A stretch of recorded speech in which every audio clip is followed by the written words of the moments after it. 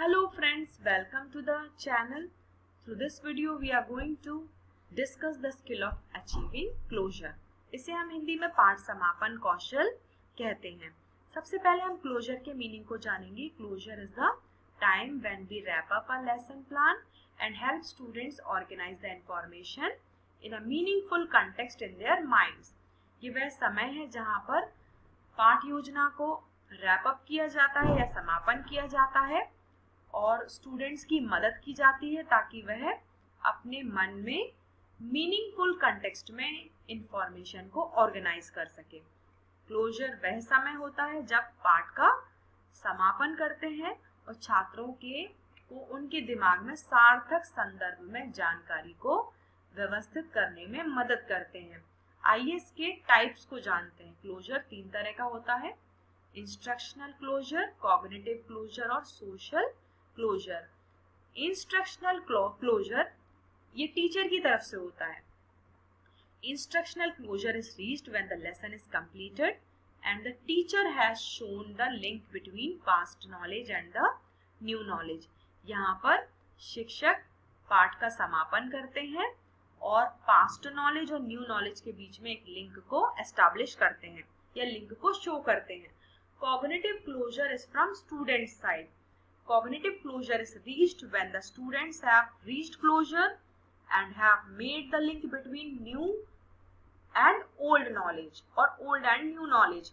ये वह समय है जब स्टूडेंट समापन तक पहुंचते हैं और old और new knowledge के बीच में एक लिंक को एस्टैब्लिश कर पाते हैं। Social closure means the act of giving pupils a feeling of achievement after a lesson and encouraging them to continue to strive and make improvements। ये वह प्रोसेस है जिसमें स्टूडेंट्स को फीलिंग ऑफ अचीवमेंट दी जाती है या स्टूडेंट्स को feeling of satisfaction होती है कि उन्होंने लेसन के बाद ये सीखा और उनको एनकरेज किया जाता है कि वह आगे भी उसमें इम्प्रूवमेंट लेकर आए या फिर उस टॉपिक के बारे में आगे भी सीखें। अब ये कई तरीके से क्लोजर किया जाता है, वो हम जानते हैं। It can take various forms and shapes। पहला है closure by questioning pupils on major points of the lesson। Major points of lesson के ऊपर विद्यार्थियों से प्रश्न पूछकर। दूसरा closure by giving the pupils exercises or problems on the work done for the necessary solution। जो भी वर्क क्लास के दौरान किया गया है उसके ऊपर एक्सरसाइजेस या प्रॉब्लम्स देकर ताकि स्टूडेंट नेसेसरी सॉल्यूशन तक पहुंच सके। तीसरा closure by discussion on the most salient points found in the lesson और क्लोजर बाय ड्रामेटाइजेशन। जो इम्पोर्टेंट पॉइंट्स हैं उनके ऊपर चर्चा करके भी पाठ का समापन किया जा सकता है। Next way is closure by recapitulating, revising and reviewing the lesson. Recapitulate करके, रिपीट करके या रिवाइज करके भी पाठ का समापन किया जा सकता है। रिकैपिचुलेट का अर्थ है कि जो भी मेन पॉइंट्स है उनको रिकैप के फॉर्म में फिर से प्रेजेंट करना या जो पाठ के इंस्ट्रक्शनल ऑब्जेक्टिव हैं, अनुदेशात्मक उद्देश्य हैं, उनको अचीव करना या उनको प्राप्त करना। लास्ट है closure by giving pupils assignments. उनको असाइनमेंट या गृह कार्य देकर भी पाठ का समापन किया जा सकता है। अब हम इसके कंपोनेंट्स को डिस्कस करेंगे। इसका सबसे पहला कंपोनेंट है समराइजेशन ऑफ मेन पॉइंट्स। मुख्य बिंदुओं का सारांश प्रस्तुत करना या उसकी समरी प्रेजेंट करना। ये 3 तरह से की जा सकती है, टीचर के द्वारा, स्टूडेंट्स के द्वारा या टीचर या स्टूडेंट दोनों के द्वारा। टीचर मेन पॉइंट्स को समराइज कर सकता है या स्टूडेंट से समराइज करने के लिए कह सकता है या टीचर और स्टूडेंट दोनों ही समराइज कर सकते हैं। कैसे? टीचर प्रश्न पूछेंगे और विद्यार्थी उन प्रश्नों का उत्तर देंगे या स्टूडेंट्स को एक्टिविटी में इन्वॉल्व करके आप समराइज कर सकते हैं और या फिर जो क्लास के दौरान कार्य किया गया है उसके ऊपर प्रॉब्लम्स या एक्सरसाइज देकर भी आप मेन पॉइंट्स को समराइज कर सकते हैं। नेक्स्ट कंपोनेंट है summary on the black board in logical sequence. दूसरा कंपोनेंट है, इस स्किल को प्रैक्टिस करते समय ब्लैक बोर्ड पर जो भी की पॉइंट्स डिस्कस किए गए हैं या फिर जो मेन पॉइंट्स डिस्कस किए गए हैं वह ब्लैक बोर्ड पर होना चाहिए। जैसे फॉर एग्जाम्पल यदि आपने बिजनेस टॉपिक पढ़ाया और उसमें जो की पॉइंट्स डिस्कस किए हुए हैं मीनिंग, नेचर और टाइप, तो ये तीनों ही पॉइंट्स ब्लैक बोर्ड पर होने चाहिए। ये बताते हैं कि आपने कक्षा के दौरान कौन कौन से की पॉइंट्स को डिस्कस किया, क्योंकि लास्ट में आपको इनकी समरी कहनी होती है, ये समरी देनी होती है। अब हम तीसरे मेन कंपोनेंट के बारे में जानते हैं, वो है क्वेश्चनिंग ऑफ डिफरेंट लेवल। इसमें वेरियस लेवल के वेरियस डिफिकल्टी लेवल वाले क्वेश्चन आपको पूछने होते हैं, मीन्स सभी लेवल्स को आपको इंक्लूड करना होता है।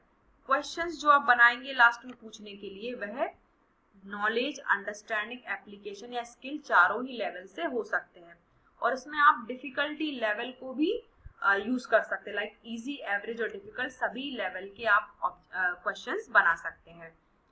इनको बनाने के लिए हम ब्लूम्स टैक्सोनॉमी का यूज करते हैं, जिसकी एक आउटलाइन मैंने स्क्रीन पर प्रेजेंट की हुई है, ताकि आपको समझ में आए कि इंस्ट्रक्शनल ऑब्जेक्टिव्स क्या होते हैं और इनके लेवल्स क्या होते हैं। तो वेरियस लेवल्स के क्वेश्चंस हमको बनाने होते हैं ताकि स्टूडेंट्स को मेन पॉइंट्स की समरी हम बता सकें या कह सकें। नेक्स्ट कंपोनेंट है recapitulation of the topic using various types of questions. यहाँ पर कई तरह के प्रश्न हम यूज कर सकते हैं, जो सिर्फ शॉर्ट क्वेश्चंस ही नहीं, हम select, match, drawing, map, chart आदि से रिलेटेड क्वेश्चंस भी स्टूडेंट्स को देकर मेन पॉइंट्स को समराइज कर सकते हैं या लेसन को रैप अप कर सकते हैं। Fifth component is level of questions given as homework. Homework में भी हमें डिफरेंट लेवल ऑफ क्वेश्चंस को देना होता है या हमें देने चाहिए। एडवांस में हमें सोचना होगा कि कौन सा क्वेश्चन इजी है, एवरेज है और डिफिकल्ट है। और कुछ बातें हैं जो हमें ध्यान देनी चाहिए होमवर्क देते समय। पहला है, homework should be related to the present knowledge of the learners. जो कक्षा में मेन पॉइंट्स या टॉपिक डिस्कस किया गया है, होमवर्क उसी से रिलेटेड होना चाहिए। Consider the maturity level of the learner. Homework इस तरह का होना चाहिए कि स्टूडेंट आसानी से कर सके या उनकी मैच्योरिटी लेवल के अकॉर्डिंग हो वो। Third point to remember is provide opportunities for applying in new situations. कुछ एक दो प्रश्न ऐसे भी होने चाहिए जिसमें उनको मौका मिले ताकि वह सीखे हुए ज्ञान को न्यू सिचुएशंस में अप्लाई कर सके। और fourth point to remember is related to the knowledge received in the class. Homework उसी टॉपिक से रिलेटेड होना चाहिए जो कक्षा में उन्होंने ज्ञान हासिल किया है या रिसीव किया है। अब हम इसके मेन पॉइंट्स की आउटलाइन को फिर से देखते हैं। हमने आज 5 मेन कंपोनेंट्स को डिस्कस किया, इसमें 6 हैं, लेकिन 2 कंपोनेंट्स को मैंने क्लब किया था, लाइक थर्ड और सिक्स्थ वन, दोनों को मैंने जोड़ दिया था, इसलिए मैंने 5 कंपोनेंट्स बताए थे, लेकिन इस टैली शीट में, ऑब्जर्वेशन शीट में 6 हैं। तो पहला कंपोनेंट क्या है, टीचर और स्टूडेंट्स दोनों ही मेन पॉइंट्स को समराइज कर सकते हैं, या टीचर अकेला कर सकता है या स्टूडेंट अकेला कर सकता है। और दूसरा कंपोनेंट है, ब्लैक बोर्ड पर की पॉइंट्स की एक लॉजिकल सीक्वेंस में समरी होनी चाहिए। आपको वेरियस डिफिकल्टी लेवल के क्वेश्चन पूछने चाहिए और जो इंस्ट्रक्शनल ऑब्जेक्टिव्स के लेवल पर बेस्ड हो।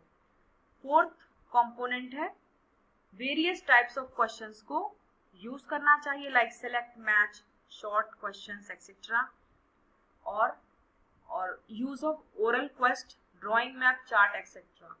और स्टूडेंट्स को कुछ एक्सरसाइज क्वेश्चंस भी आप दे सकते हैं। अब हम इसके एक माइक्रो लेसन प्लान के फॉर्मेट को जानते हैं। ये एक सैंपल है स्किल ऑफ अचीविंग क्लोजर के लेसन प्लान का। इसको देखकर आप micro lesson plan I hope बना पाएंगे।